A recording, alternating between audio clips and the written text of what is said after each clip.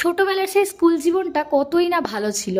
এত দায়িত্বও ছিল না, আর তার সাথে এত রকম সমস্যাও ছিল না। যত বড় হয়েছি মানুষের সাথে সম্পর্ক খারাপ হয়েছে, কারণ দায়িত্ব বেড়েছে, বাস্তবতা বোধ বেড়েছে। সেই ছোটবেলার স্কুল জীবনটা ছিল সত্যিই অসাধারণ। ছোটবেলায় ভাবতাম কবে বড় হব, আর বড় হয়ে ভাবি ছোটবেলাটাই তো ভালো ছিল।